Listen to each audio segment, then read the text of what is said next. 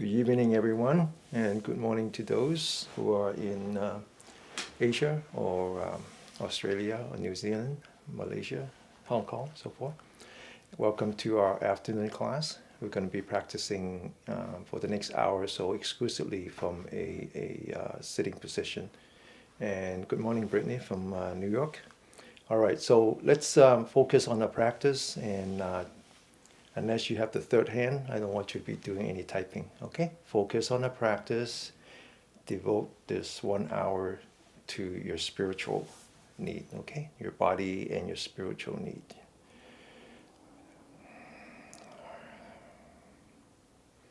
Our health depends on our body, our mind, and our mind. And in order to practice both in the physical domain as well as the spiritual domain, we need to build a bridge. And that bridge is what we call qi, the energy. Okay? So we're going to be working on that. So build it up slowly and slowly. So the Taoist concept of qi is actually shi. Qi. Shi is blood, it means circulation. So we're going to work on the circulation first.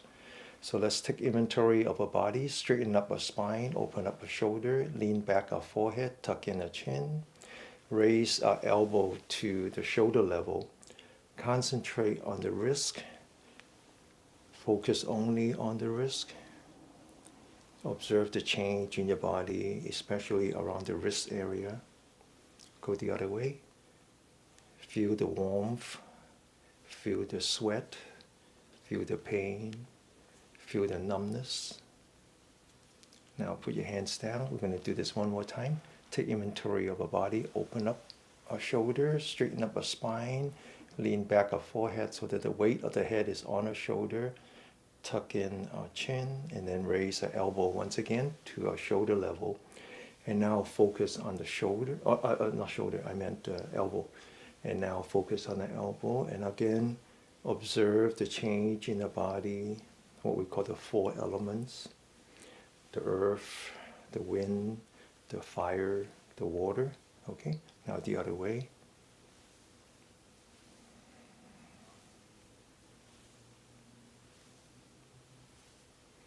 And put your hands down. We're going to, the wrist, elbow, now we're going to work on the shoulder. So open up the shoulder. We're going to get these blood circulations going. Slowly open up.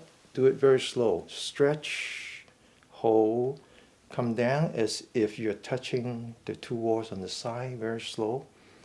And raise your hand, up, stretch, hold, come down, very slow. Again, open your shoulder, stretch, hold, and come down.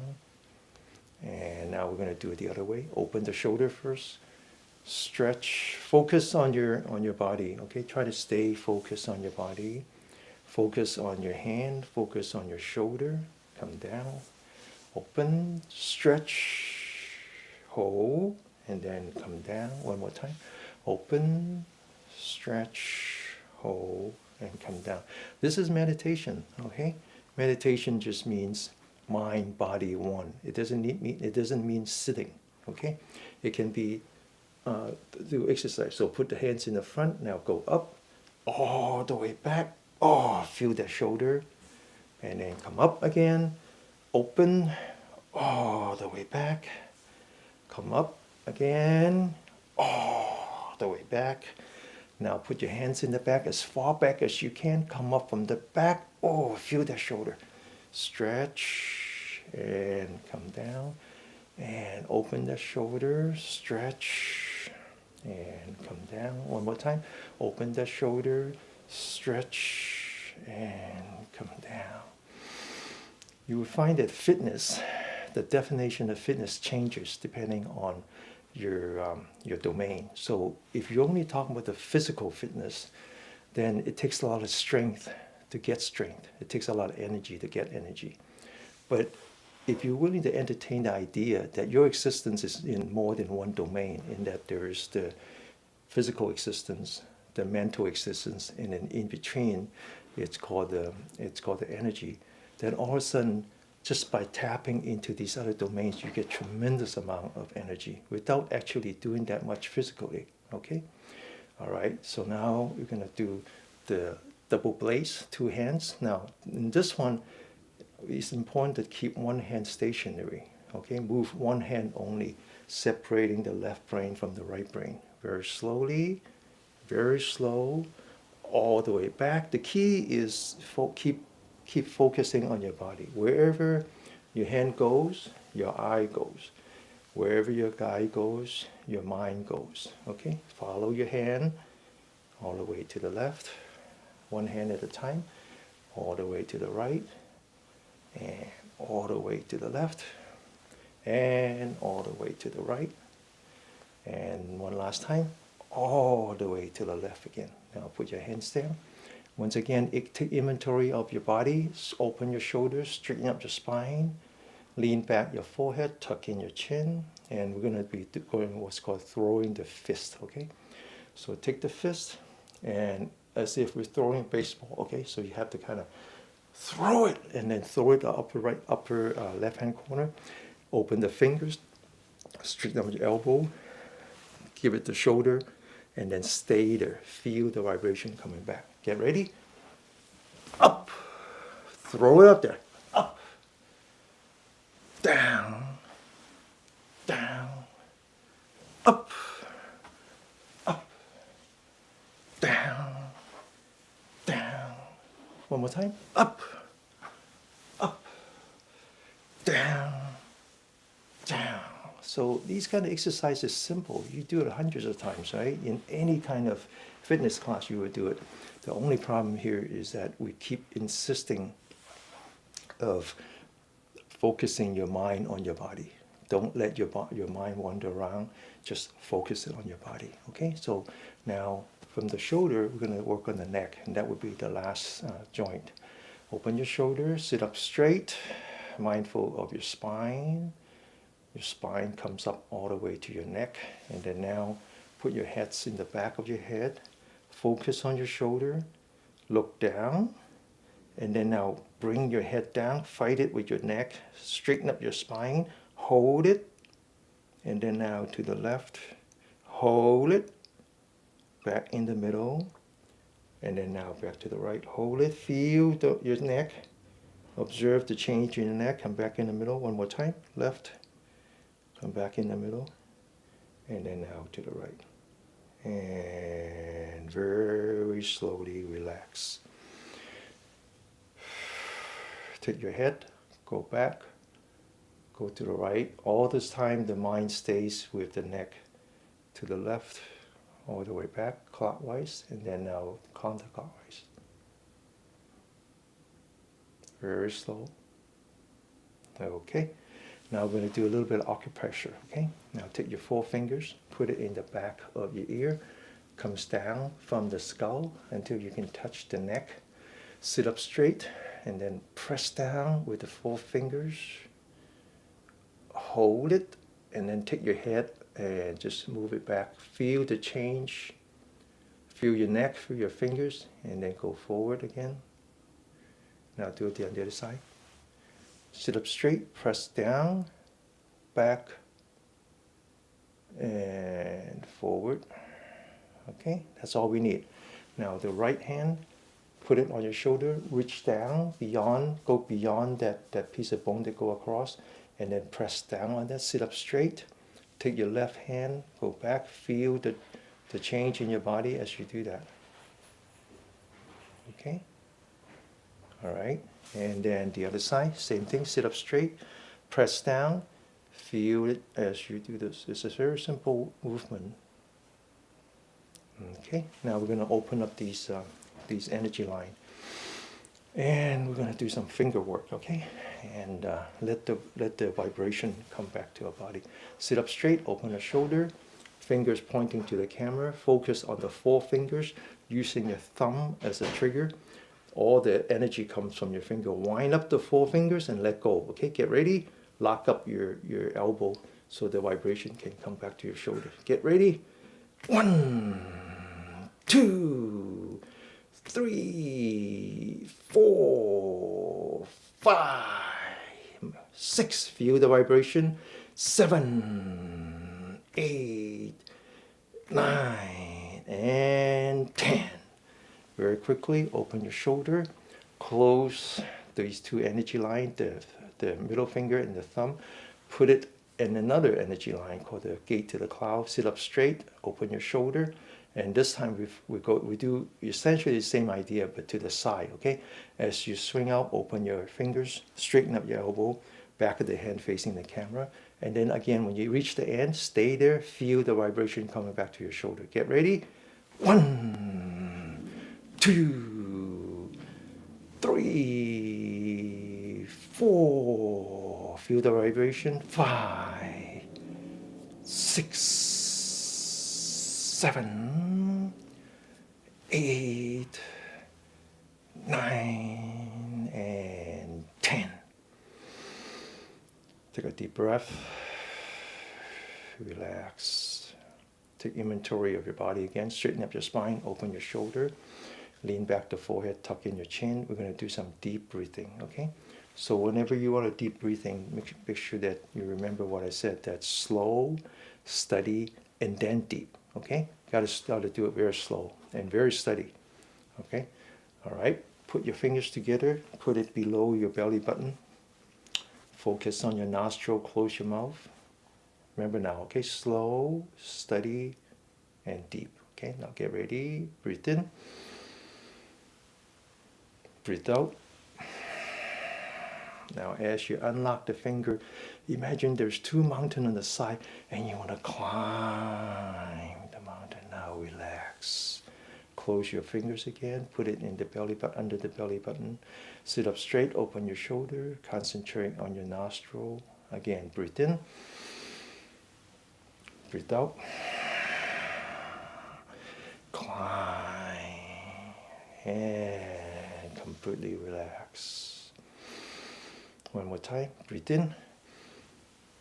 Breathe out. Open your fingers. Climb. Okay, so this is for the front. Now we're going to work on the back. The back coincides to the spiral cord. So we're going to stretch the spiral cord. So same thing. Bring it up. Flip your hand. Go all the way up.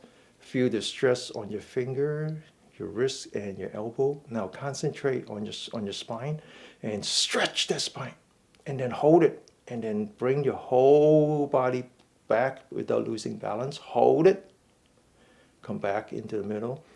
Stretch again, and then to the left, the whole body to the left. And then hold it right there, and then come back in the middle. Calibrate again, stretch all the way to the right. And then come back in the middle, stretch again, all the way to the left. Come back in the middle, stretch again, all the way to the right. And very slowly release. Right hand on top, touching left shoulder, straighten up your spine. Grab the right elbow with your left hand, and now stretch. Hold it, and then come back. Do it the other side. Stretch, and relax. Now we're going to take the two hands, fingers join each other. I'm going to put that in the back, right at the bottom of your spine. Sit up straight. Now we're going to rotate the hand so the fingers are pointing up. Okay? And then now we're going to slide that hand up the spine as far as you can. And then we're going to sit up, shoulders on top, heads pointing up to the ceiling. And now we're going to open up that shoulder, open that shoulder. Feel the stress on your finger and your wrist and your elbow, both front and back. Hold it. And relax. We have one more place that we have to stretch and stress relief. It's right here. Okay, so this magic point is where 3 of the energy lines meet. There's another one similar to that, and I'll talk about it in a minute. Open your shoulder, straighten up your spine. Put your left hand facing up, right hand between the fingers and the palm. Bring the hands down. Okay, now focus on the elbow. Push out the elbow. Push it out all the way out as if you're going to break that. And just hold it. Now, use your elbow, push your elbow and push the whole arm up using your elbow.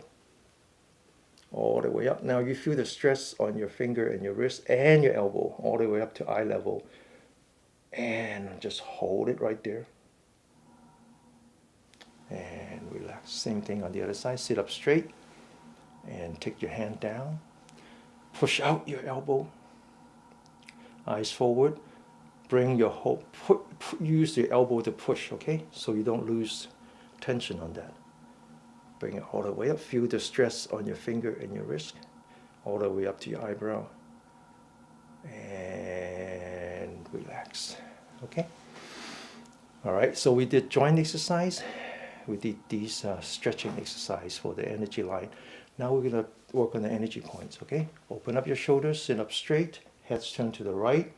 Right hand, empty hand, like you're drinking water. Put the fingers on top and the palm of the hand on the side. So actually you're covering 3 energy points, okay? Sit up straight. Listen with your left ear, okay? So we're gonna, one time, wake up your ear. The ear is connected to the brain, right? So wake up your whole body. Then we're gonna commit ourselves to 20 seconds. The 20 seconds, we have to focus on a hand, maintaining empty hand. Focus on the shoulder. And, okay, all right, get ready. Wake up. Continue.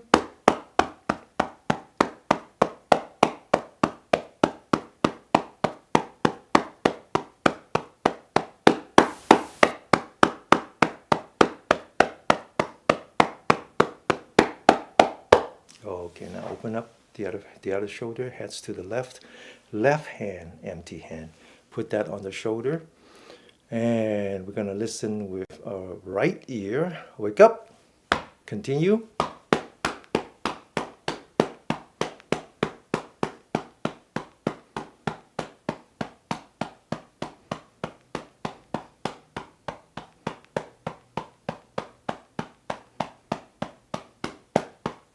Okay, now open your shoulder. Lift up your left arm. Put that on top of your head. Grab your right ear. Straighten up your spine. And then left hand, empty hand. Put that on your armpit. Turn the head to the right. Listen with your left ear. Wake up. Continue.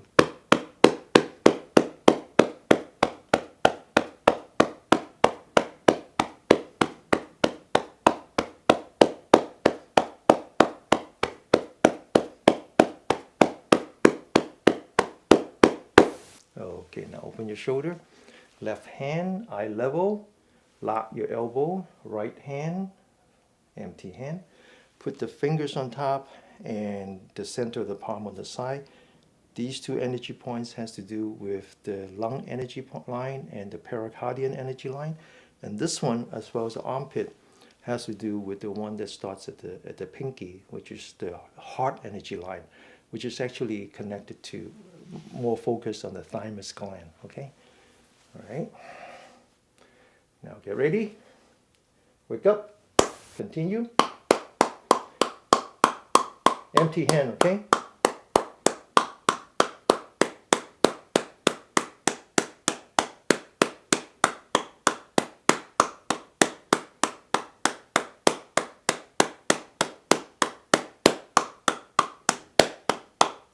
Okay, now open shoulder, right hand, lock your elbow, left hand, empty hand. Rotate the head to the left, listen with your right ear. Wake up, continue.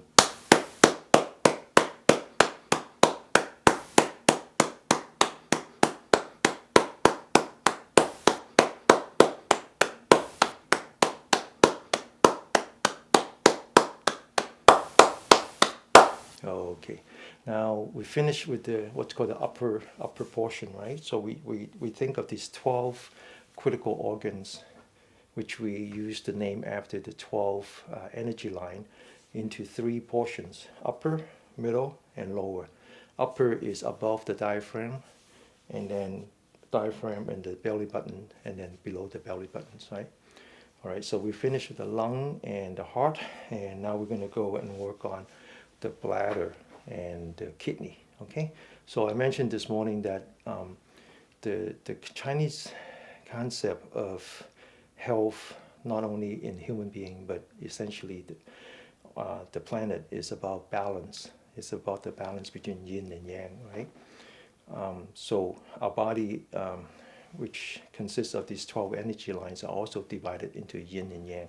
Yins are the ones that are inside, away from the sun. Yang is the one that is facing the sun. So when we say yang is the one that is influenced mostly by the sun, and then the yin are the ones that are influenced by the other planets, including the moon, okay?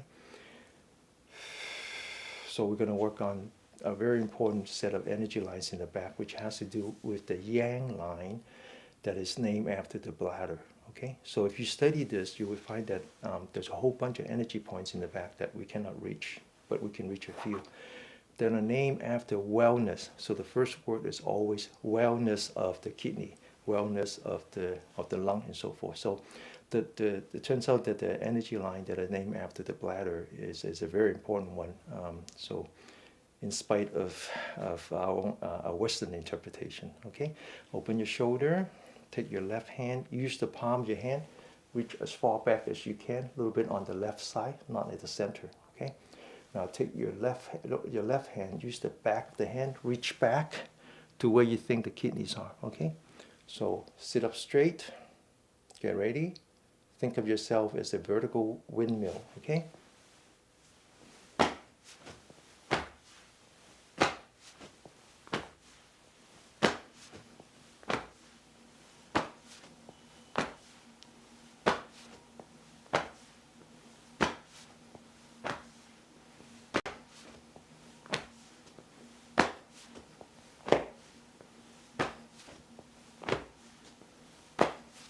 Okay. All right, we're going to continue the work now towards the lower part of our body.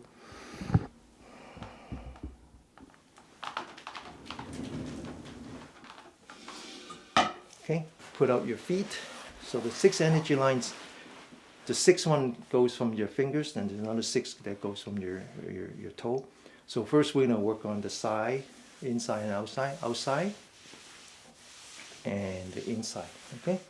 The outside has to do with the energy line called named after gallbladder, which is a yang line again. And then the inside, actually, the upper part has to do with the liver, and then the lower part has to do with the spleen. Okay. All right. So we're going to work on the upper part first. So take the upper part, divide it into 3 points in the middle. Okay. Get ready.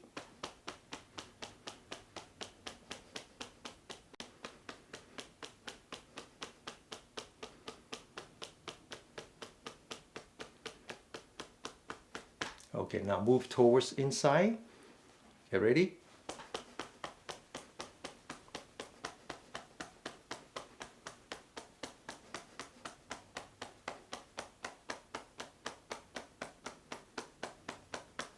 Okay, now move towards your knee, but not touching your knee, okay?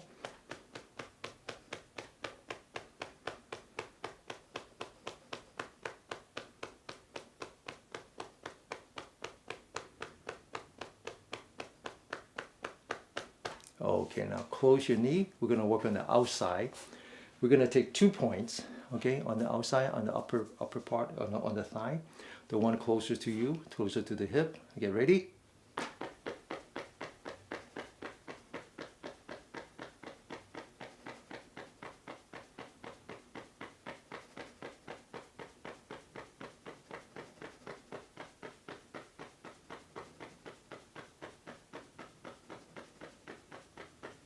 Okay, now move towards your knee, but don't touch your knee. Not yet, okay?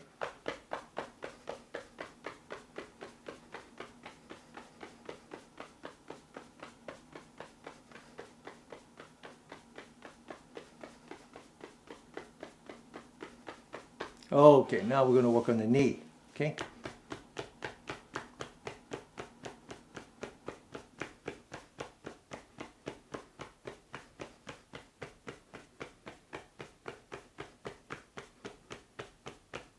Okay, now stay with the knee, move down until you are away from the knee. The knee is very big, right? So it's a big piece of bone, just away, just immediately up below the knee, okay? Get ready.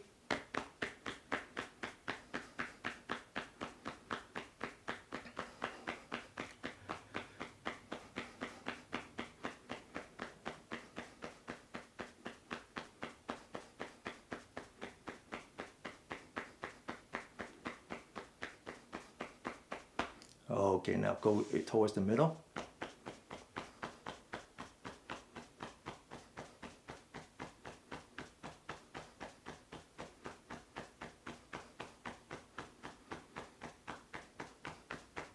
Okay, now go all the way down to the ankle. 4 fingers up from that.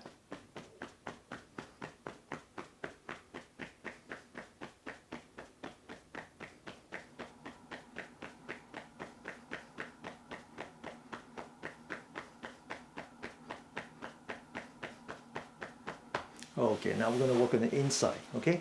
So I mentioned that this is all yang line, has to do with the gallbladder, which actually starts from the top of the head, goes to the shoulder, we already did that. Then and then just all the way down to the pinky, okay? To the small toe. Now we're going to open the knee, work on the inside of the knee.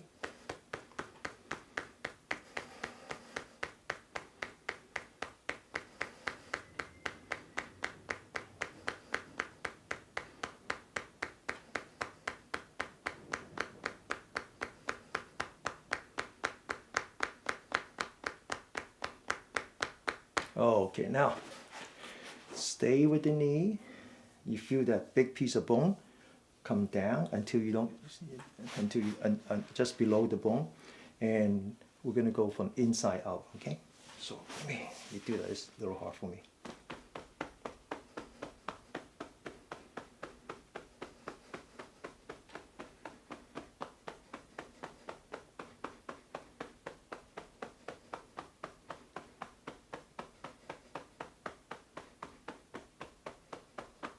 Okay, now at the calf.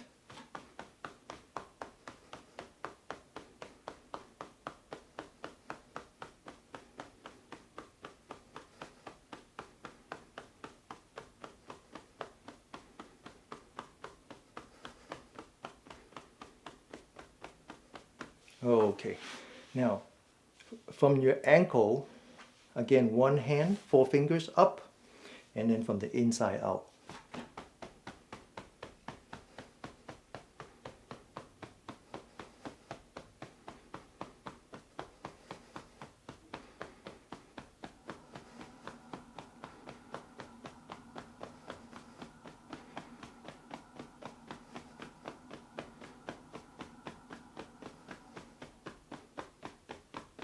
Okay, now we're going to do a little bit of massage. Okay, do a little bit of acupressure again. And we're going to divide the body into 3 parts again, what we call the earth, whatever is touching the earth, the man or the human being or the interbeing, and then the top of the head, which face the universe, the sky, okay? So before we work on this very important energy point called the Gushing Spring, I want you to work on the top of your feet. So look at the top of the feet, 5 toes. In between the toes, you push down, there's like a cleavage, right? I call it cleavage. Yeah. And then just start at where the 2 toes, and then just like about inch and a half. Okay, and just use your thumb and just massage that. Perhaps use the edge of your thumb. Massage that. Now the big toe is the splint, and then the little one, the last one, is the gallbladder. So the rest of it is one after another. The only one that doesn't start at your toe is your kidney, which is the Gushing Spring. Okay, so work on that first.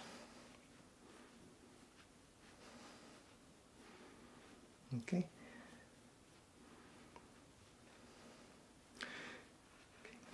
All right, now work on the right hand side. Again, start with the big one, go to the little one. They're only 4, right?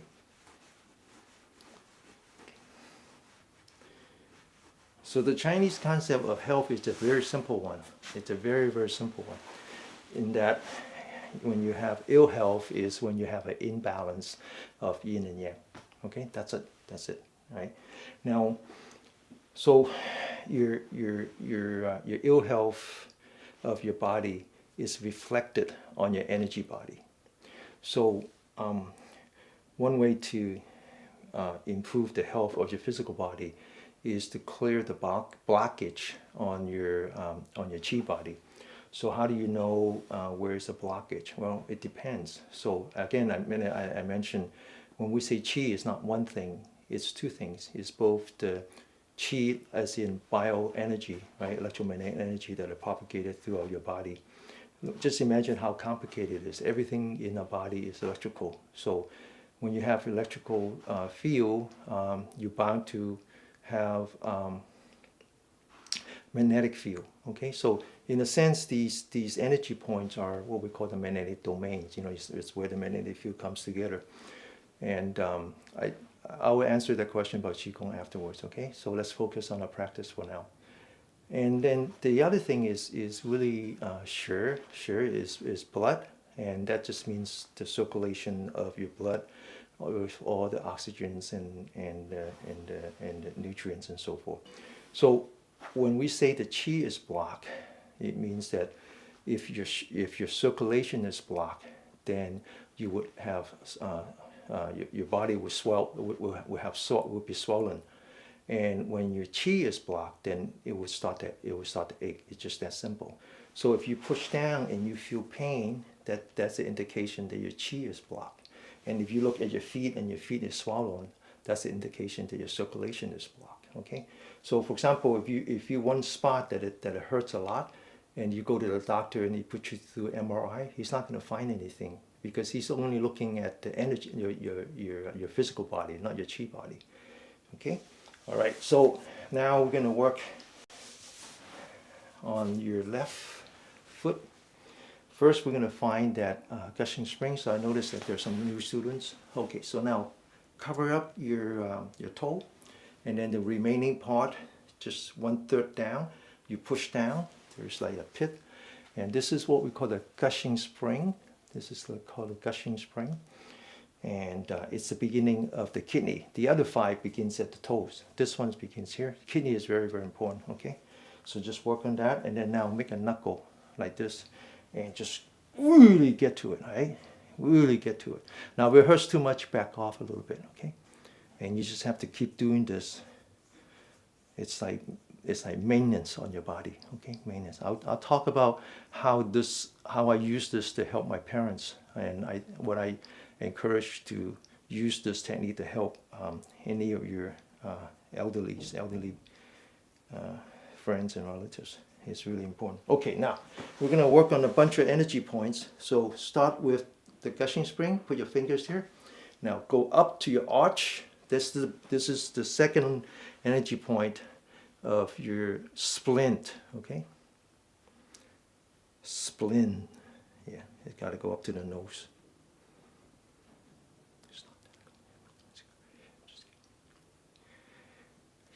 Okay, now put your hand in that line, come down before you hit the heel. Now you back into the kidney again, okay?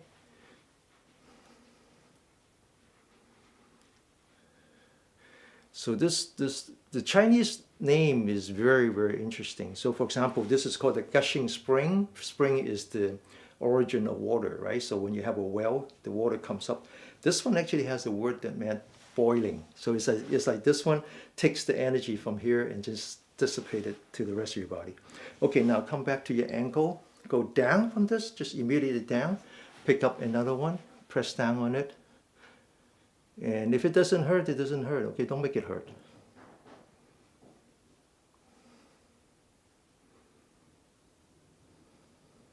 Okay, now back to the ankle again. 4 fingers. Touch the bone, right? And then come down about 1 inch. Okay, work on that. So this one we call the Triple Yin. Okay, this is where all 3 of the energy line, the Yin energy line meets. Okay, the kidney, the liver, the splint. Okay, now put your fingers here and then just ride along that piece of bone that goes up and curve because it's bigger here than it is here. Curve until you're at the bottom of the hill. Okay, so this is the hill. The knee is the hill. So come up, and you're at the bottom of the hill. Just go in here. This is a very, very good point to work on if you have swollen feet or swollen anything in your body. for any number of reasons, okay? Okay, now we're going to pick up 2 more points, which are the yang line. So the one in the back of your calf, this is the bladder line. The bladder line is always in the back of your body. From the toe all the way to the, from the little guy all the way to the heel. Okay, now there's one more, very important one, has to do with the stomach, is a yang line. The yang is the protector, okay? So now find these 2 dimple, okay? Locate the one on the left, 4 fingers down, touch the bone, now on the left. Okay, press down on it.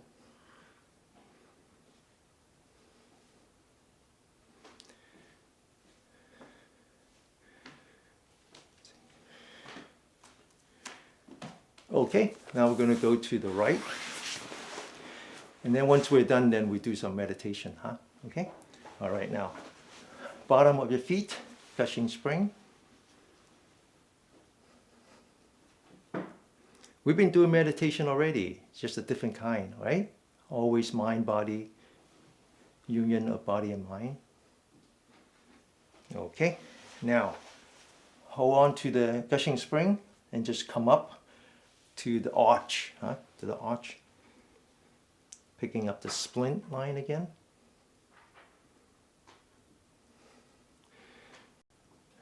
Savannah, I would explain, I would talk about the lower back pain. Okay, just concentrate. Ask questions later, because by the time I finish, all your questions get rolled up in the top anyway. I can't see them. Okay, now come down. Okay, before you hit the heel. And work on that.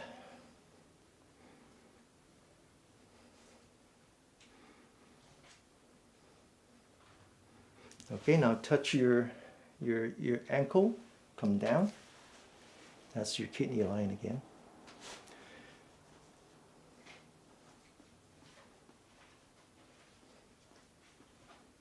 Okay, now back to your ankle, four fingers touching the piece of bone, and then come down 1 inch, and then work on that. That's your Triple Yin, huh? Triple Yin. Okay, now the left and the right, they don't need to be the same, just because sometimes one side hurts more than the other, sometimes one side hurts and the other side doesn't hurt at all. It's kind of interesting. But what I did find is that the yin and the yang always hurt together. It's interesting. So a couple of weeks ago, I started work on my mom, and she had swollen feet. She always has swollen feet. It's just that I've been ignoring her because I had to concentrate on my dad.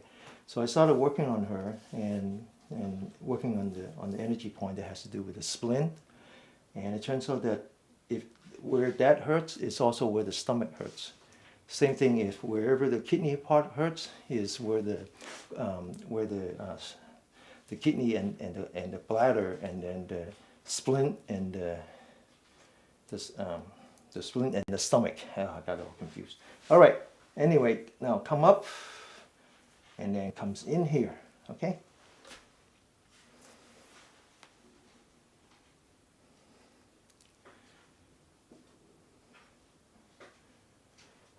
Okay, now in the back, remember the back? Work on that. So.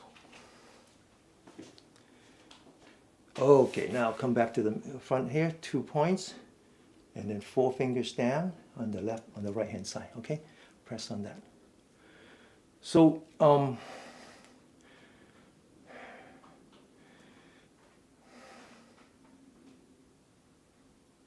what am I trying to say?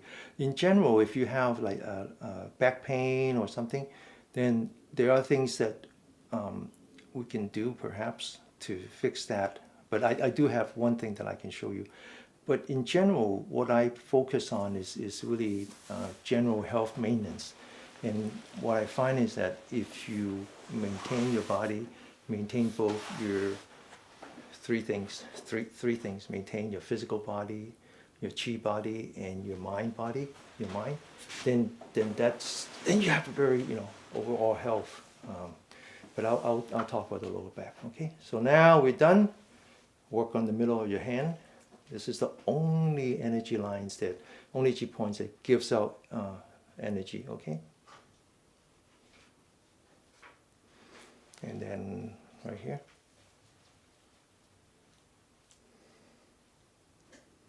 Okay, one last thing. Now, again, let's take inventory of a body. Open a shoulder, lean back, straighten up your spine, lean back the forehead, and then tuck in the chin. The top of the head now facing the sky. 10 fingers, vertical, okay? Vertical, get ready, 50 times.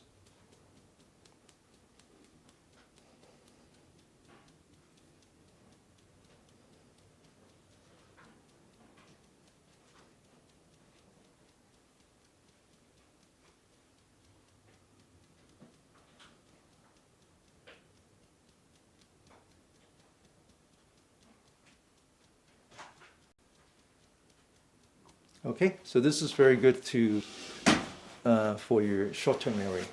It's really good. I really like this one. It helped me a lot. Okay, so we're gonna start doing some sitting meditation, and because we have more work to do, right? Because we work on the 12 energy lines, 6 of them from the hands, 6 of them from the feet. But what do they do? What does the energy line do? Well, they actually come back. Then all the yin lines are in the front and all the yang lines in the back. So we got to work on that. But we do that through deep breathing. And so before we do the deep breathing exercise that we normally do, I just thought about, we talked about it this morning, and I just thought about maybe what I ought to do is give you some survival technique. In other words, when you're in a company situation, or a family situations, and seems like there's a lot of negative energy, and how do you get past all that? So you need to survive through this. So what is the survival technique? So the survival technique is actually 3. I combined what Josh talked about this morning. The first one is just 3 deep breaths. That's it. The second one is just focus on your breathing. Forget about anything else. And then the third one is adjust your posture. It turns out that they all 3 of them really, really work. So put that on your survival toolbox, okay? All right, so we're gonna go through the sitting posture. You can do that on the regular chair, or you can do that like I do now. And, or you can even be standing, or you could be in the office. It doesn't matter, okay? But the thing you wanna do is, you want to take 3 deep breaths, okay? 3 deep breaths is like your lifesaver. It's like the Titanic is sinking, and you want to grab that lifesaver. And that 3 deep breaths, just remember what I said, is your survival kit. So let's straighten up our spine for now, and focus on our body. And we're going to blow air through our mouth. And as we blow slow and steady, we're emptying out our stomach. Blow as much as you can. Slow and steady, empty out your stomach. And then just relax. Let the air come into your nostril. And then second time, blow air through your mouth. Relax. As you blow air, you just have to say, I am going to relax. And then let the air comes into your nostril. Feel the freshness of the air come in. That's, and then one more time.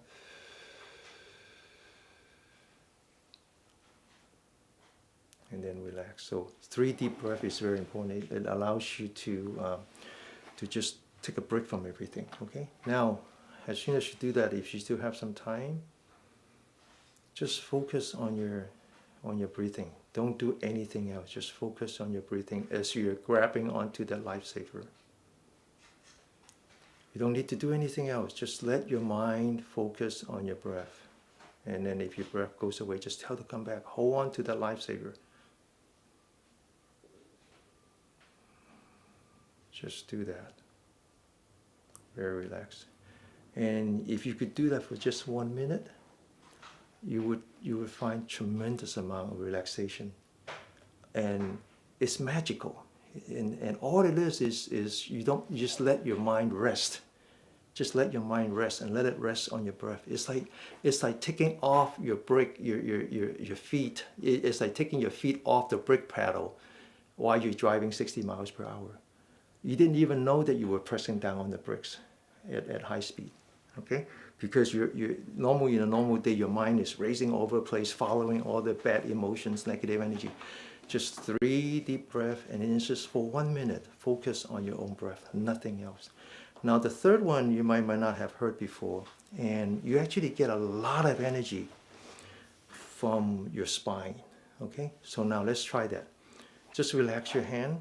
You just imagine you're sitting in your office and you're sitting on the chair. Now stretch your spine, close your eyes, stretch your spine, open your shoulder, relax your shoulder, and now take your forehead and lean back and then tuck in your chin. So when you do that, the top of the head is facing the sky. It actually forms a triangle with the 2 energy points here. And then now start to lean back. Just lean back a little bit by little. And you just feel it. You feel that there's energy as you lean back. It's an amazing thing. You just lean back, lean back. And then once you find that spot where you're feeling like you're falling over, and just stay there and just keep adjusting it and keep feeling the energy when you do that. And this is, I mentioned this before, in the Taoists call this the one pillar supporting the sky, because, and then the yogis, they talk about the 7 chakras, and they talk about aligning the 7 chakras. So there's all kinds of mysticism about how your spine is actually the center of the universe, because it has no choice. The universe has no boundary. So if the universe is universe, you might as well be the center, right? And as you do that, you're actually forming a vertical line with the earth, and you're part of the magnetic field in the universe. I'm a mechanical engineer, so I don't mind that explanation. I like it. But I also think about it in terms of just how the physical body works. So as you straighten up your spine and then lean back the forehead, what you're doing is you're putting the weight on your shoulder, and essentially the weight of your head is pressing down on the spine. And as you lean back, you're actually finding a spot where you actually doesn't require any of the muscle.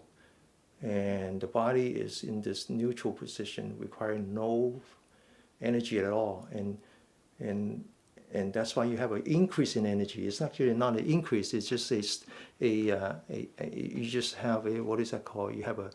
It's a net increase, right? Because you're not losing energy. So I want to talk about this. I haven't mentioned this before. Think of these 3 as your survival. Okay, so when you're out there, you're just surrounded by negative energy. Sometimes it's from your family. Sometimes it's from workplace. Sometimes you're just taking care of people.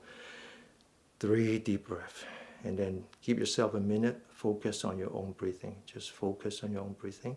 And then even when you're standing, just straighten up your spine, open your shoulder, lean back your forehead, and just lean back as if you're going to fall over, and you just feel that increase in energy.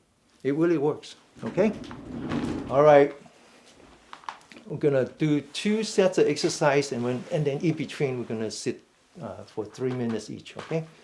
So what we're doing is we're going to practice abdominal breathing, which means that we're going to practice on using a diaphragm in breathing. Now, it turns out that there is no alternative. Your lung has no muscle. The lung can't breathe on its own anyway. So you always use a diaphragm. That's what the diaphragm is for. It's just that we are just learning how to use it more efficiently. That's all, okay? So it's nothing magical. So again, take inventory of your body, straighten up your spine, open your shoulder, lean back your forehead, and then tuck in your chin. Okay? Why do we tuck in the chin? Because when you tuck in your chin, there are 2 things. One is that you put a little bit of pressure on your artery. That actually helps calming you. But the more important one is that the apex now is what we call the 100 meeting. That's a very important energy point. It's called 100 meeting because that's where all the yang lines meet, okay?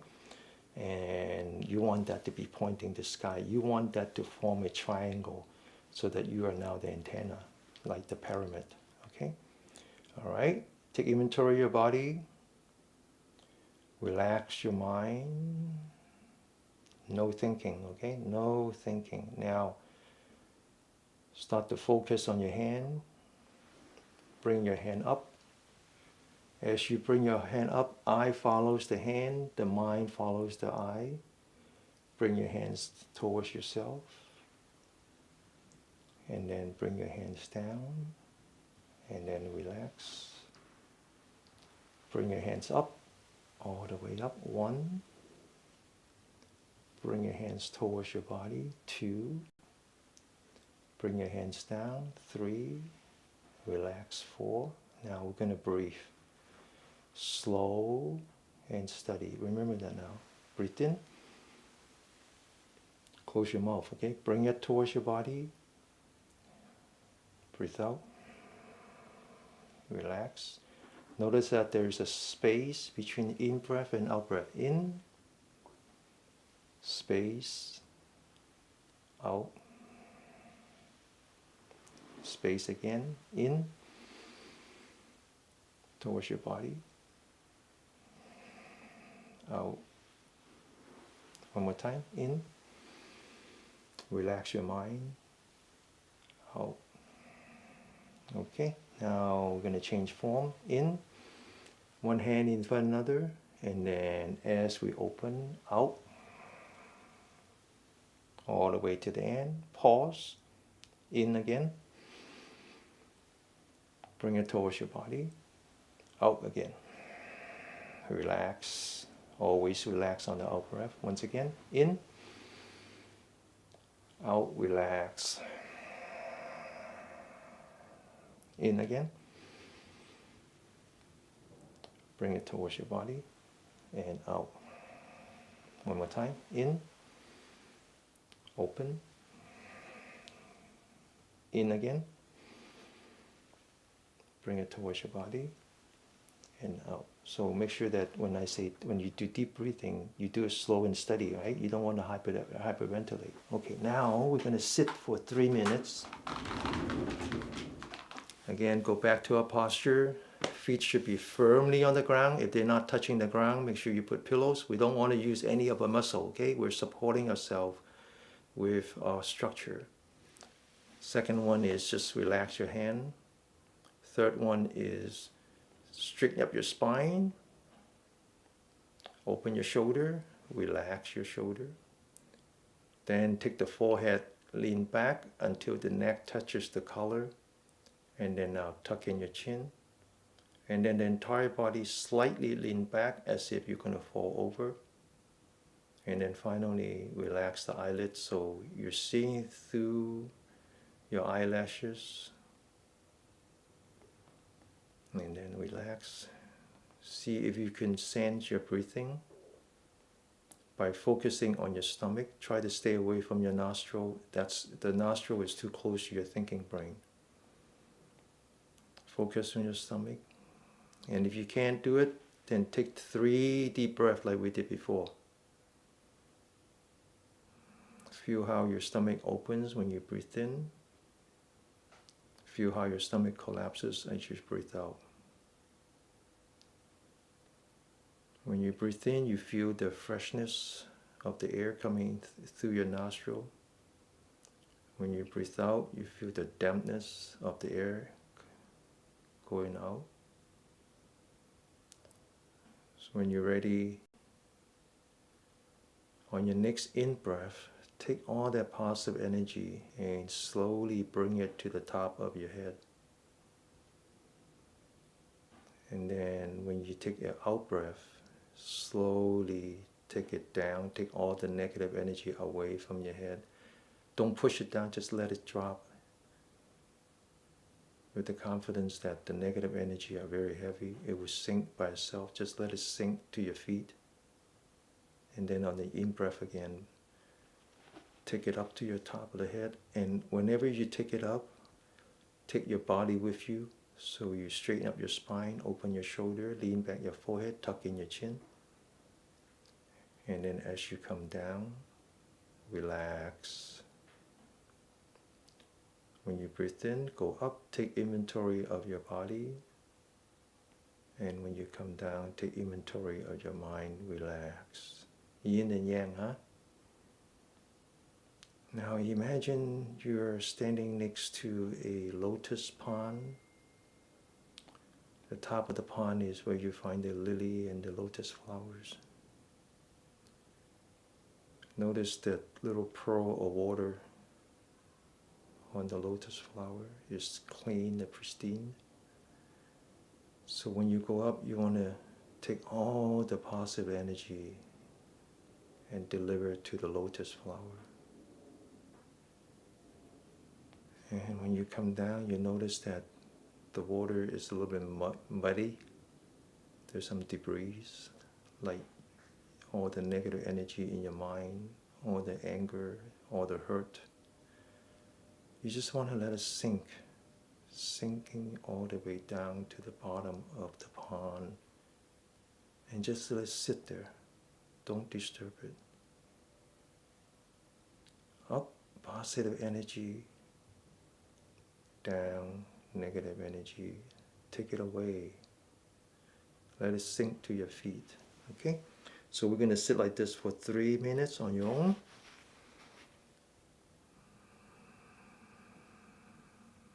You feel that your head is getting a little cooler, a little lighter. Your feet is getting a little heavier. You're removing all your negative thoughts, negative energy away from your brain. Just go up and down, okay? Breathe in, up. Take your body with you. When you come down, mindful of your mind, relax. Always relax on the out breath.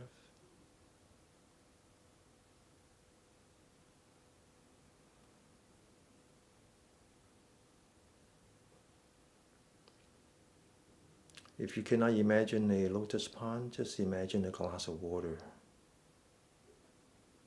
Just imagine how the debris in the glass of water sinks. Just let it sink. This is called sedimentation. The Sanskrit word for that is jhana. The Chinese word for that is chana, which became chan, which later on became Zen. That's what Zen meditation means, is sedimentation.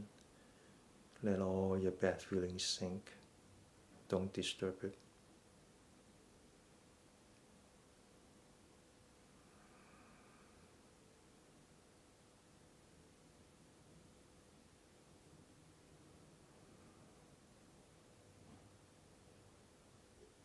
Just synchronize it with your breathing. In is positive. Positive means maintain the body. Out is negative. Negative means maintain your mind, relax. Now here I want you to do one thing that I haven't mentioned in the past, which is you need to maintain a little smile on your face as you do this one. Somehow when you maintain a little smile, the smile convinces your heart to smile.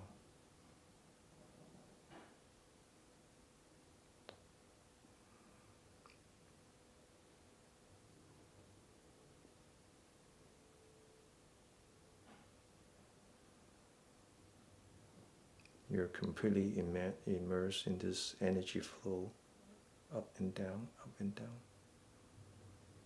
Positive energy, negative energy.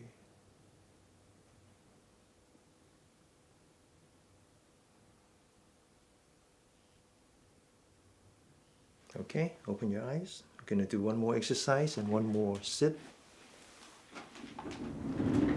So the next one, we'll continue to work on this diaphragm. And it's a very simple exercise.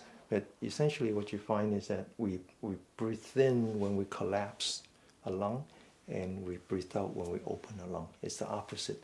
So when you already breathe out and when you already expand your lung and you want to breathe out, then the only way that you can breathe out is moving up the diaphragm. Okay?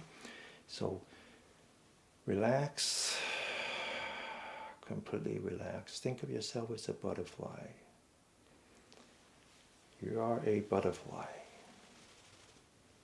Down, embrace yourself, and then up, open your arms all the way up, back of the hand touching each other. As you come down, I want you to breathe in with your nose, breathe in. As you go up, I want you to breathe out, touching the back of the hand, stretching your back. Breathe in. And then breathe out. Breathe in. And then breathe out. It's a very simple exercise. Breathe in. Breathe out. Breathe in. And breathe out. One more time. Breathe in. Breathe out. Okay, now relax. As you get good at abdominal breathing, we actually do abdominal breathing 100% of the time. We don't know how to do anything else. Now, it's important that you stretch up your spine so you're not putting any pressure in your critical organ. Focus on your stomach. As you do abdominal breathing, you're exercising your intestine, moving your intestines around. Your intestines are piezoelectric, so you're actually generating electricity. Your intestines are very long, so there's a lot of surface area, which makes it a very good battery, storing those electrons, free electrons. Now, it turns out that between your left hemisphere and your right hemisphere of your brain, there's a gap that we believe is the chamber for electromagnetic wave. So all we have to do is guide those electrons up our spine using our brain. We're providing electrical potential, so now the electron's going to flow. Your spine is very conductive, so that takes no effort at all. So let's maintain our posture, open our shoulder, stretch out our spine, lean back our forehead, tuck in the chin, and now I want you to take your tongue, take the tip of your tongue and touch the roof of your mouth, where the roof of your mouth and your teeth meets. Just touch it. Now, as you breathe in, I want you to start at the very bottom of your spine, and as you breathe in, walk up the spine, all the way to the top of your spine, all the way to the back of your neck, to the back of your head, to the top of the head. And as you breathe out, start at the forehead, go down to the bridge of your nose, and then now to your lip, and then through your tongue to your chin, to your neck, to your chest, to your stomach, to your belly button, and all the way down to the bottom of your upper torso.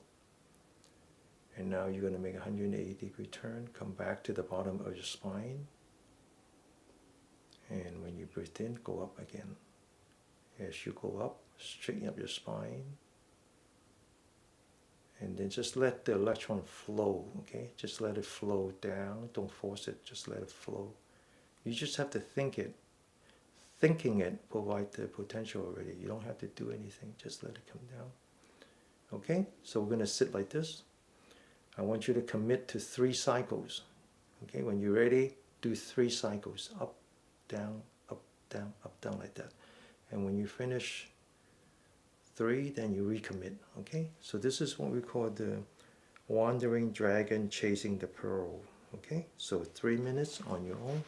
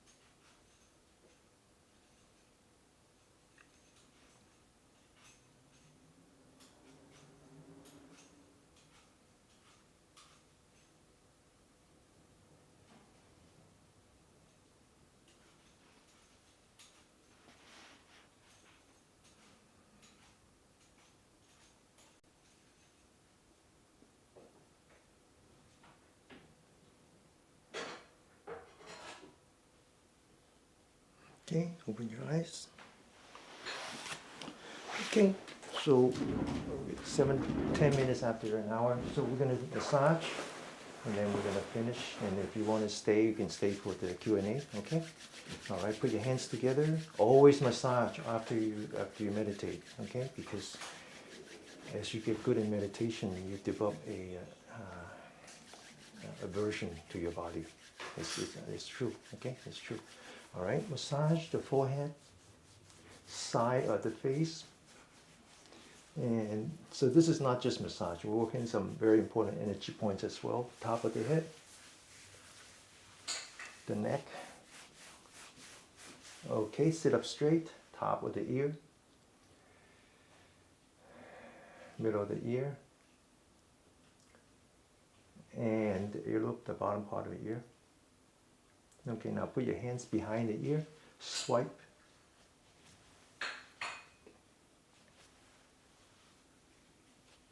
Okay, now both sides, the side of your nose, without distorting your nose, just press down.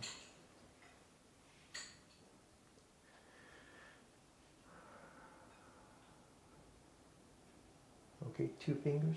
Start at the corner of your eye, go down to the corner of your mouth. There's a lot of very important energy points here.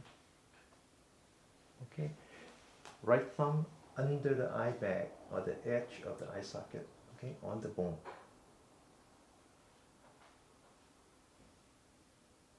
Okay, left side, left hand on the right side.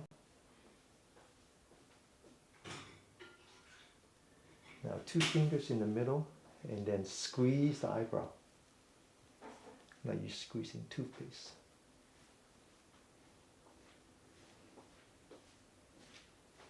Now, see the length of this part? From the bottom part of your nose to the top of your lip. 1/3 down, 2 fingers. Don't rub it too hard. This is the beginning of the governing vessel that goes all the way up to the top of the head. So in the Chinese tradition, when somebody faints, we just rub on this. So don't rub it too hard. Otherwise you get too much energy. All right, now work on the fingers one at a time. Pull on it, okay? Mind stays with the finger, okay?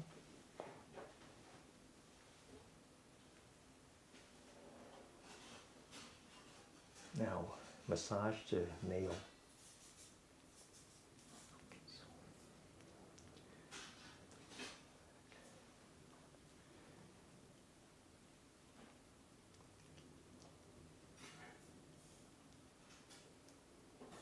Okay, so last part, lion's roar. You got to get all that bad energy out, okay? Open your shoulder, sit up straight, and focus on your elbow. Make huge sound.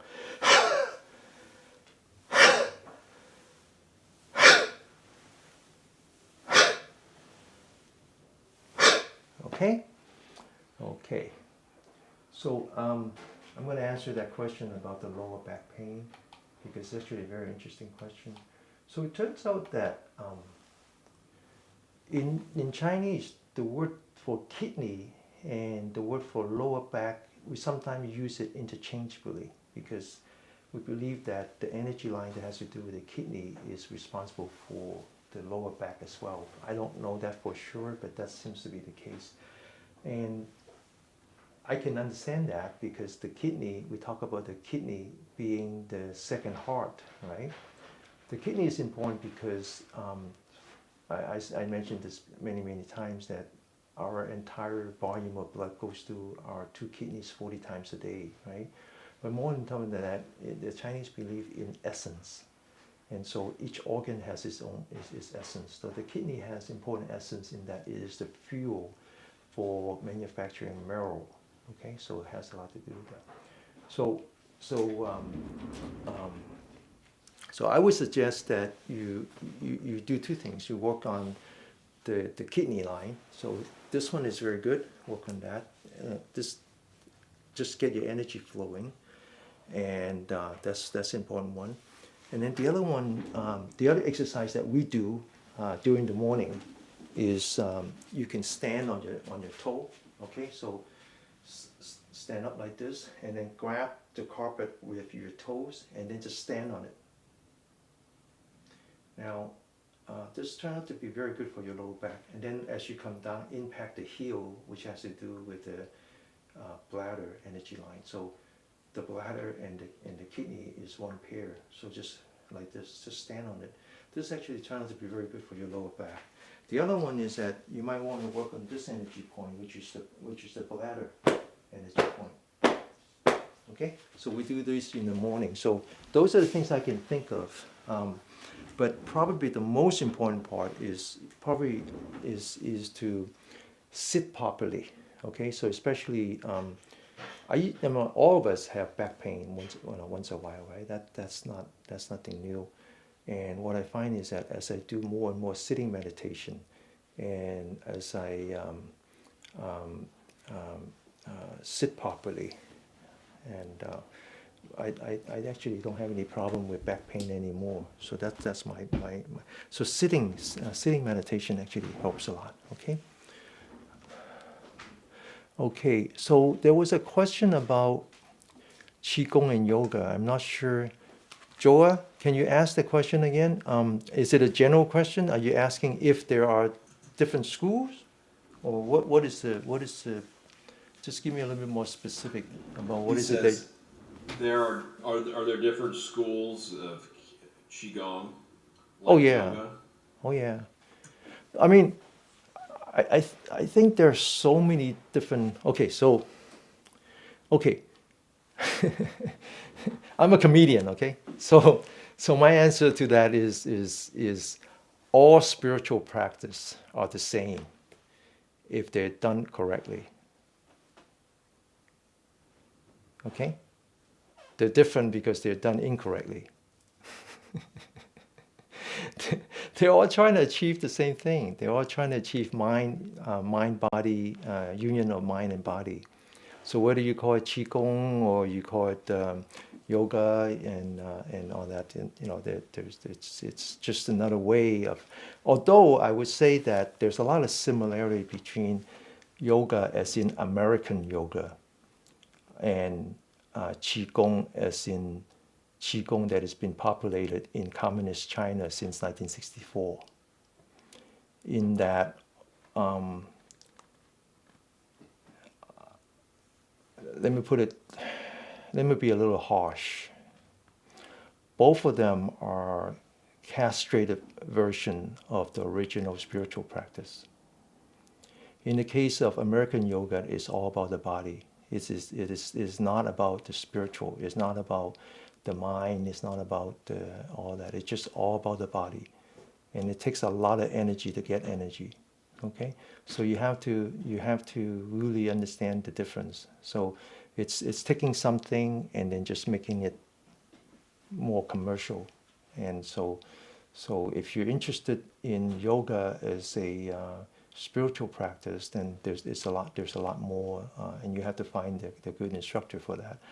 I would make the argument that a lot of the Chinese traditions came from the yogic tradition, because both the historical Buddha and Bodhidharma, who is the first patriarch of Zen meditation, they were yogis themselves.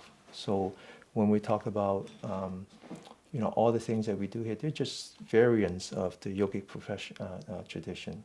Now, so I talk about the American version of yoga. So let me talk about the Chinese version of Qigong. So you do know that what we call China is actually communist China, right? So they've been in power since 1949. So when they came into power, a lot of the monastics, whether they are Buddhist monks or Taoist priests, had either escaped, or if they stayed behind, they either were killed or they were forced to return to their normal life. So by 1962, after 3 years of famine, they have completely lost that tradition. There's nothing left. And so then they decided that they need to restructure those practice. And so because it's done under communist control, they couldn't possibly bring back the spiritual practice. So what you call Qigong now is actually just a physical practice, just like yoga is a physical practice. So that's unless you want to know anything else, I think that's pretty much what I have to offer.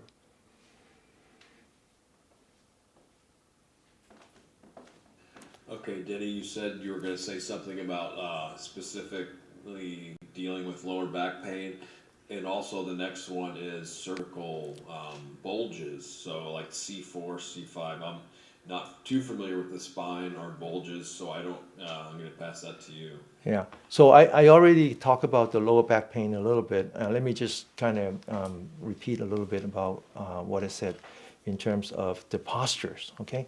So the standing on your toe, that's a really good one. And then just do more sitting meditation, but do it properly. Do it properly. Make sure that your spine is straight. I mean, think about it, right? So when I sit down, I would stretch my spine until it hurts. And then I will relax. So one of the things that you have to remember about sitting is that we say sitting like the bell. Sitting like the bell. We sit like the bell, we walk like the wind, we stand like the pine tree, and we lay down like the bow, like bow and arrow. So what does it mean to sit like the bell? Sit like the bell means that you have your spine has to be hang from the ceiling. Right? That means that you have to really, really stretch your spine as if somebody is pulling you up by the hair. You just like stretch your spine, and then relax a little bit. And then just lean back and maintain that posture. Now, so that helps lower back pain a lot. Really it does. And that's why I have direct experience. The other one I have direct experience is standing on your toe. That also helps. I don't think I could answer anything about that, the second question. But here's another one that says that, can you explain again why we should massage auto meditation? Okay, so first of all, I said that. But actually, we should. That's one reason to massage. But then the other reason to massage is that I also want to work on some of these energy points, right? And these massages actually helps to smooth out some of the wrinkles. Because where does wrinkles come from? Wrinkle comes from dehydration between your connective tissue and the underlying structure, whether it's muscle or tendon or whatever. And so by working on these energy, and that's the whole point about blockage. The blockage actually comes because you lose that lubricant between the two layers. And when you lose the lubricant, when they get stuck and they're no longer free, then the circulation get cut between them, and then also energy cannot flow anymore, right? That's why we work on these energy points. So when you work on the energy points on the face, one of the side benefit is that it just releases those interfacial stress, and then fluids start to flow, and so now your skin is not as dry. So that's a good thing. But seriously, when I say why you should do it always after meditation is because I think yesterday, actually Tuesday, Josh and I on Tuesday we did a talk. Unfortunately, my part of the audio wasn't good, so I redo it yesterday. And at the very end, you should check it out on YouTube channel, on our YouTube channel. At the very end, I talk about the 8 touches or the 8 contacts, which are the things which are the sensations if you practice meditation. Because when you practice meditations, you go through these 5 stages that I mentioned. The first one is just knowing who you are, where you are, just knowing your mind, bring it back. Then the second one is called resting. And you start to rest your sensors, your ears, your nose, your eye, your tongue, your skin, all that sensation. You start to rest, and you just kind of bring your universe, bring back your universe. So what happened there is that 2 things can happen. One is that you don't have the right guidance in terms of resting your brain as well, and so now your brain becomes very, very active, and that's very dangerous. But the other one is that all of a sudden, if you are successful in resting your thinking mind as well, then because of the lack of sensory input to your thinking mind, a lot of things could happen. A lot of things can happen. One of which is that you start to feel, you lose sensations. You lose sensation, and so one reason is that you just want to massage and bring it back alive. The other one is, and it probably takes a long time to get to that point where you actually enjoy the meditation so much that you don't want to stop doing it. You just develop this aversion. You develop this aversion for anything physical, and so I find it to be important to kind of re-embrace the physicality, and so by massaging myself is the little things that I do that helps me.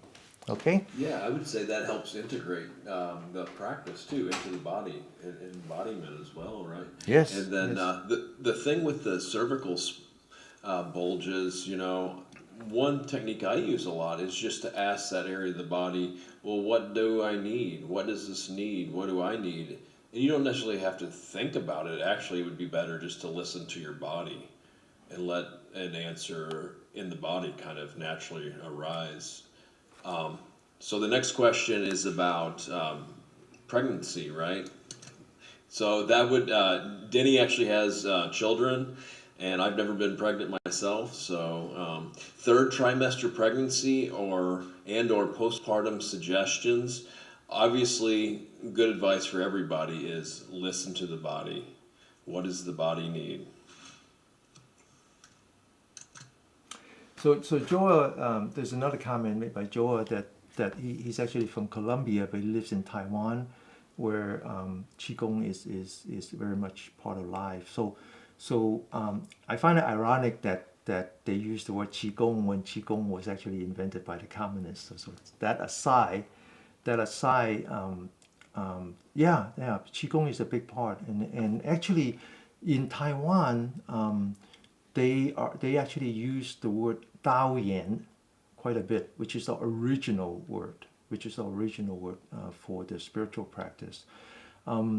So, for example, a lot of what we do here, I kind of pull it together from different sources. A big part of it is from our mutual master, both Josh and I, Master Zero. Especially in the morning when we do the breathing exercise, the stretching, the sitting meditation, and the I Ching and all that. But some of that, I kind of have to get it from a different source because it's something that my parents need and something that their friends need. So I have a lot of students who are in their, well, some of them are in the 80s, some of them are in the 60s. I myself is in the 60s. So we actually don't want very physical exercise. Okay, we want exercise that a little bit more soft, but still give us the benefit. And so one of the Qigong exercises that are very, very popular in Taiwan, and I actually do it with my father every night before we sleep, is something called the swing arm. Ja, I'm sure you know, right? The swing arm exercise, the one that swing arm exercise. I'm sure you know. And so that exercise is a Qigong practice. Okay, so it is yes, and actually this is from Master Lee, but Master Lee actually he, if I understand it correctly, he himself is a Qigong master. He was actually a bodyguard for the he's an amazing man. So he actually took something from another version of I Ching and then modify it, but a lot of there are more from that version of I Ching. For example, the petting of the energy point, that's from that. So I borrow a lot from that. Okay, yeah. I see what you're doing here, Denny. You're going in order. I am. Yeah, I jumped ahead one. I didn't cover. I actually do it from memory. Oh wow. Okay, Well, I think we answered most of the it. time now Yeah. where the more spiritual Qigong will start working its way back into. I feel that maybe people are going to start rediscovering some of that and integrating it back into the physical practice. Kind of like some of what we're doing, I guess, but even, keep going to the next level, I guess. Yeah. the devil's in the detail, right? So sometimes it depends on the student. It depends on the student. Sometimes I think focusing on the body first is important. That is what we all have in common. I think all of us wants to have a healthy body. So It's the foundation of practice. it's the foundation of practice. That's all we have anyway, right? That's all we know, right? I mean, Well, yes, that's the tangible, Yeah. empirical. right. So working on the body, that's good.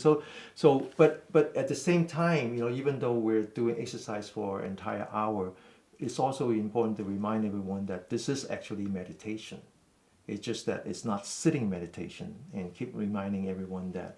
And I said this many times, that the human species, is the only species in the entire animal kingdom that is capable of all four postures, all four: sitting, standing, lying down, and walking, right? And exercise is like walking. It's part of So walking. Yeah. right now, when I say, what posture you're in, so did you really know what posture you're in, sitting or standing, walking, lying down, until it was pointed out? Yeah. Now, eventually, ideally, we can get to where we don't have to think about it. We just know which of those four major postures we're in Yeah. for extended periods. Yeah. So understanding the four postures and understanding the four elements is actually a very good beginning for your spiritual practice. The four postures are sitting, standing, walking, and lying down. The four elements are earth, fire, water, and wind.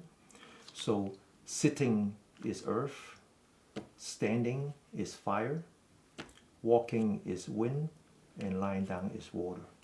So as you practice those four postures, those four elements will dominate each one differently. Yeah. And So if you think about it, water lying down is like water because there's no resistance, right? There's no effort involved. It'll just take the path of least resistance. When you're standing, there's that upwelling of energy because fire usually only goes up, right? Yeah. Sitting is more like a rock. It's solid, Correct. stable. It's hardly moving. Yeah. And then air is like movement. As we move, like Yeah. air, the only way we can really notice air in the external is like leaves blowing and things Correct. like that, or we feel it on our body moving. Right. Well, everything comes back to earth. Everything comes back to the earth element. So sitting is always the centerpiece. The question is how do you reinforce that sitting position? So you could the one thing that we don't do, is we don't just sit. We don't just sit. So each of the elements have the yin and the yang, have the positive and negative. So when you think about water can do two things. One is that it can moisturize, and the other one is that you could be drowned in it. Same thing with fire. Fire can mean energy. At the same time, it could mean incineration, right? And then same thing with wind, right? Wind could mean like breeze and oxygenate, but at the same time, wind could mean like a typhoon to blow everything apart, right? And same thing with earth. Earth could mean solidity, firmness, but it could also mean dull and suffocation. And so if you just like, okay, you get up in the morning, you say, I have a practice I've been maintaining for the whatever time, which is I get up in the morning and I sit, or I go to bed and then I sit. Well, then you have to be careful because that sitting position enhances the earth element, and the earth element can be both yin and yang, can be both something that's good for you and then something that actually is a hinder to your practice. And so depending on the situations, you want to kind of reinforce that with something else. So for example, the thing that we do when we get up in the morning, our mind is not there yet. We don't have the energy. We stand before we sit. Okay? We stand before we sit. But we don't overstand because we want that fire, but not to the point where we incinerate ourselves. So we stand the just enough to get the energy into our body, get all the muscles going. Then we sit.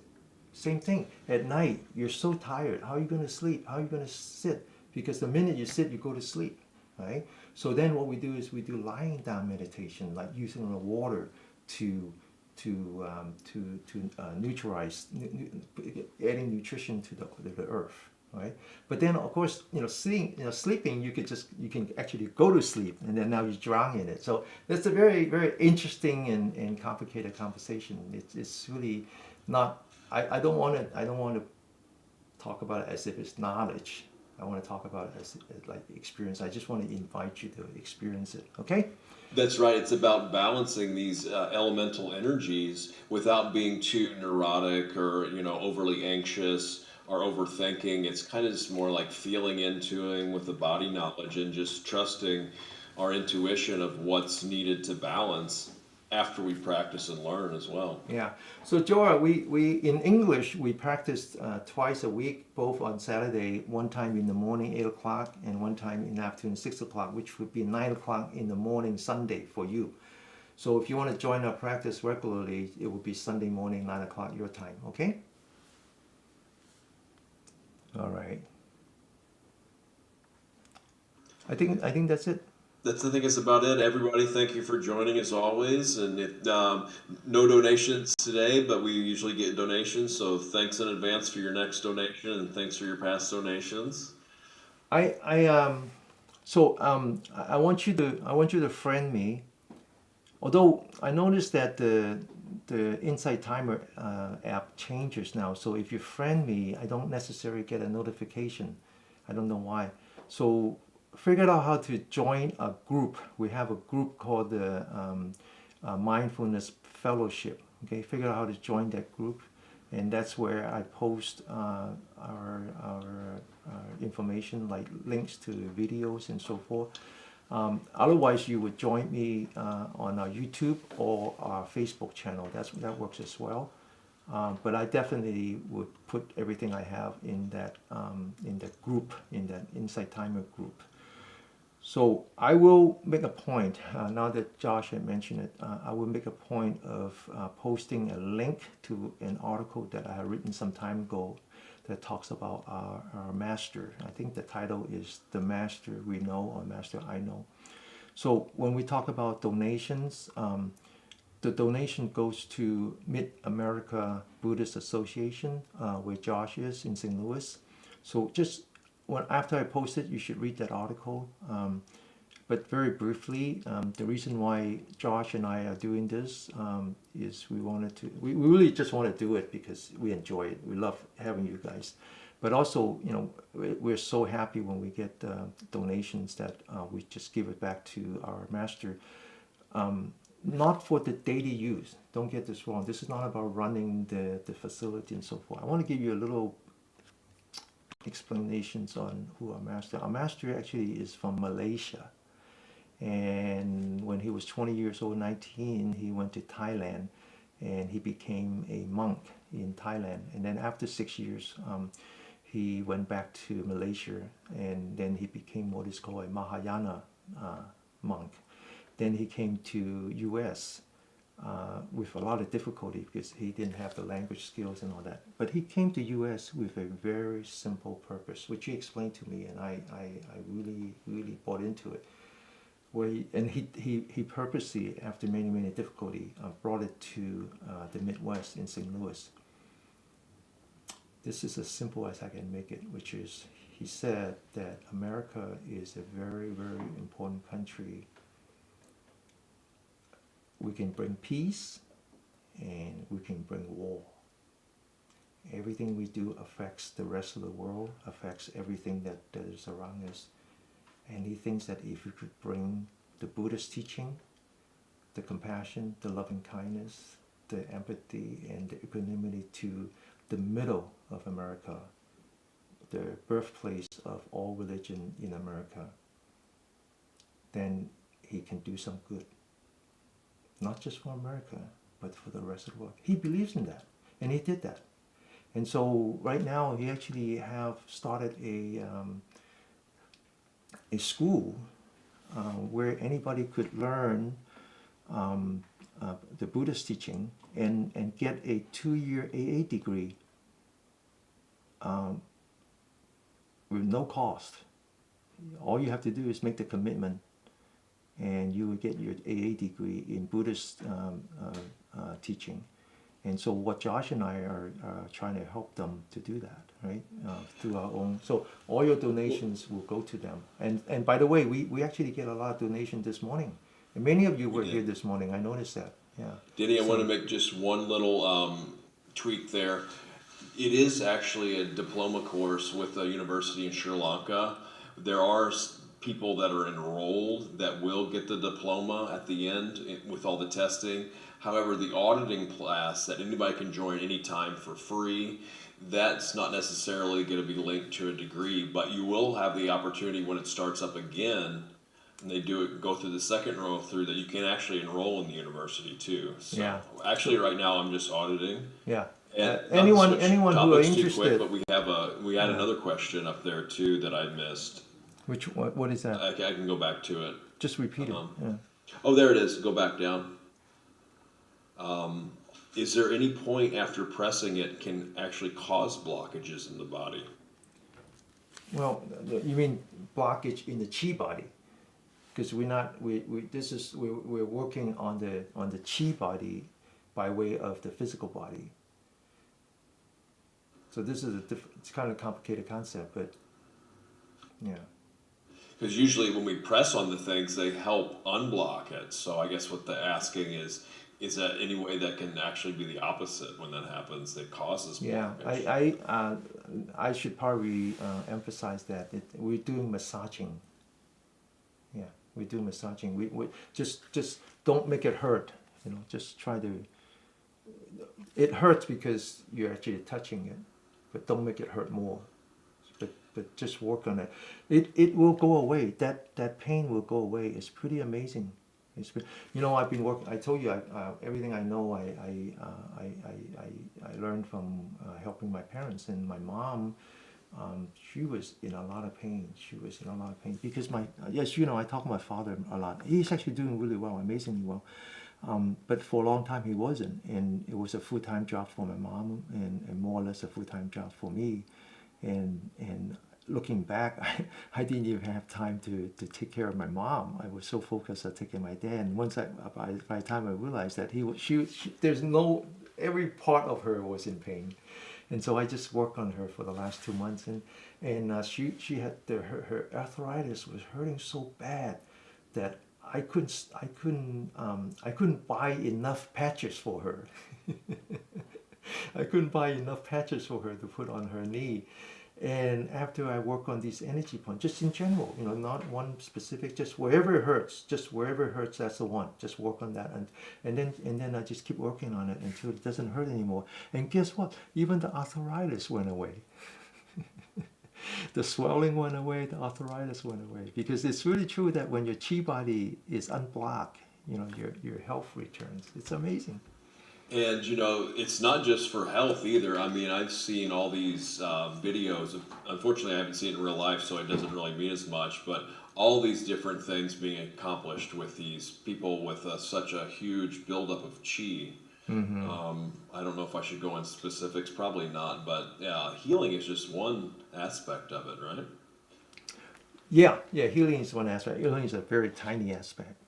I don't know if I should mention this because before the pandemic, I used to travel my master a lot. I did that for 3 years, traveling with him to China, Malaysia, Taiwan, and so forth. So I have a lot of opportunity to be really close to him and seeing how he interact with the people that he meets. And so he is a pretty amazing guy. He actually was before he was a monk, he was actually a professional fighter. He was a master in two families of Tai Chi, and he actually fought for money. And so he knows a lot about martial art, and he knows a lot about medicine as well, and he knows a lot of things. But usually you don't really see that because he's just so focused on his Buddhist teaching. But on occasion, depends who we meet. And so when we were in China, he meets a lot of monks that actually practice martial art, right? Like the Shaolin monk. And so in order to kind of establish relationship with him, it's the first time that I saw him talk about his martial art training. And so that's how I got inspired by this petting of the energy points. I don't know how many of you, maybe Joa does in Taiwan, they talk about this iron cloth, this internal, this Nai Gong practice, internal energy practice called iron cloth. There's the iron cloth, there's a golden bell, there's all this, there's the different layers of practice where the simplest way to explain it is that you just have this armor of energy around you that you would use in hand-to-hand combat. That when someone like punch you would feel them in the energy field, right? You develop the energy field, and it's so strong that before the fist hits your energy body, it hits before the fist reaches your physical body, it reaches your energy body. Okay, so those are either called iron cloth or the golden bell. And so he just started talking to this martial art monk, not Shaolin monk, but they were martial art monk, about his own practice and how he started when he was 5 years old. And I was just kind of listening to it. I'm not supposed to, but I'm listening to it. So it turns out that all these padding of the energy points, that's how they get started. That's how they get started to enhance the energy. Now, of course, they do it much more rigorous. There's also a time aspect. So these energy lines actually travel through your body according to the time of the day. And so their practice dictates that they would do this one at a certain time of the day, do that one on a certain time. That's how they get started. He started when he was 5 years old, and this is how he developed this iron cloth or this golden bell. It's amazing. Denny, I wanted to share something real quick. Yeah. It was a retreat last summer for a week, and after the teachings, they were just him and some other people were just doing some Tai Chi, and she filmed it, and it must have went for I don't know, 10, I saw 20, that, yeah. maybe I saw 30 that. minutes. Mm-hmm. And I asked him afterwards, I was just blown away. I was like, what do you call this? And he goes, something like Old Form Part 1. Yeah. And he was trying to teach me and a couple people have never done Tai Chi before. And I couldn't, just the first 2 or 3 movements were so difficult for me. And we just did them over and over and over. And I just didn't feel like I had any kind of grasping at all. And it's just when he did that, it was just like a choreography. Just like the most graceful movement. And it's really hard to describe. You'd have to see it. I don't know if that video. He has enough to teach us 100 lifetime. Yeah, it really is perfect. Yeah. And that was part 1. So one of the things how do you even remember all that to begin with? Well, no, it's muscle memory. Come on. Also, he started young, 5 years old. Come on. Actually, he said he started when he was 6 months old. His grandfather, who was also a Shaolin master, actually one of the generals that helped Dr. Sun Yat-sen to overthrow the Qing dynasty. He said he started when he was 6 months old. His grandfather would put a little pillow made out of iron beads or something very heavy and just put it on top of his stomach when he was 5 months old, and teaching him abdominal breathing. But one other thing I want to add, and you just kind of touch on that, you mentioned how Qigong, even though it started out in Communist China as a non-spiritual practice, that eventually people move towards spiritual practice. It's the same thing with martial art. The only way that you can really excel in martial art is you start to go into the spiritual level. That thinking, that idea of not using your thinking mind, that is very, very key to martial art. That is very key to martial art. It's like all the professional athletes, think about it, right? When they're in the zone, what does that mean when they're in the zone? When they're in the zone, when they're hitting that little tiny thing called a golf ball all the way across the field to hole in one, what do you think they're doing? They're not using your thinking mind. They're not using the thinking mind. When the samurai, I talked about this many times before, when the samurai holds a sword and they're facing each other, they're not using the thinking mind. So what you find is, depending on where you start, you always end up being in the spiritual part. Hey, come on, it's almost 2 hours. Yes, it's Saturday night. I don't think anybody is here. Well, we're used to that, Denny. It's just you and I think, and a few people. All right. Well, all right, we're having too much fun. Love having you guys. Okay, see you next week. Do try to practice on your own. Okay, So I decided that I would do something as a thing to say goodbye to all of you, and I try to make it as non-religion as possible. This comes from our metta training. Metta means loving kindness, and it says, "May all beings be safe and happy." Sabe sata suki hantu. Sabe sata suki hantu. Sabe sata suki hantu.